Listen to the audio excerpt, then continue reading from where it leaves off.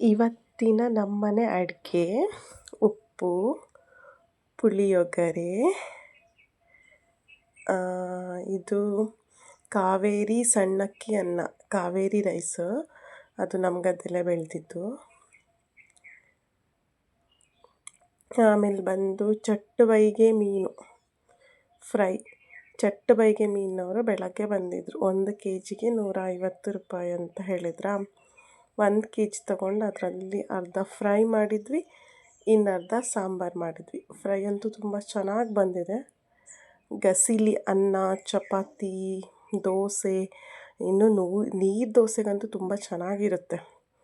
ತುಂಬ ಟೇಸ್ಟಾಗಿ ಬಂದಿದೆ ಗಸಿ. ಅದಾದಮೇಲೆ ಖಾರ ಕಡ್ದಾಕಿ ಸಾಂಬಾರು ಮಾಡಿದ್ದು. ಈ ಸಾರು ಬಂದು ಮಲೆನಾಡು ಸೈಡು. ಅರಿಶಿಣದ ಎಲೆಗಳನ್ನ ಹಾಕಿ ಮಾಡೋ ಸಾಂಬಾರಿದು.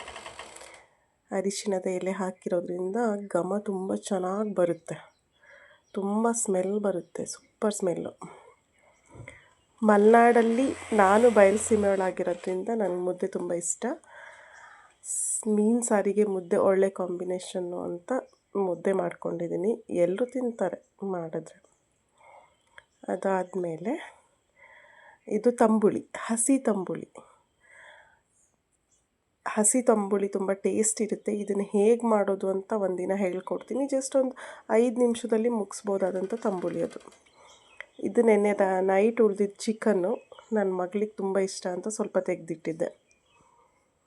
ಕೊನೆಯದಾಗಿ ನಮ್ಮ ಮನೆಯಲ್ಲೇ ಮಾಡಿರೋ ಮಜ್ಜಿಗೆ. ನಮ್ಮ ದನ ಹಾಲು ಕೊಡುತ್ತೆ, ಅದರಿಂದ ಮಜ್ಜಿಗೆ ಮಾಡಿದ್ದೀವಿ. ಇವತ್ತಿನ ಊಟದ ಮೆನು ಈ ಥರ ಇದೆ. ಇಷ್ಟೊಂದೆಲ್ಲ ಯಾಕೆ ಅಂದರೆ ಇವತ್ತು ನಮ್ಮ ಮನೇಲಿ ಶುಂಠಿ ಕೀಳೋದಕ್ಕೆ ಬಂದಿದ್ದಾರೆ, ಅವ್ರಿಗೋಸ್ಕರ ಅಂತ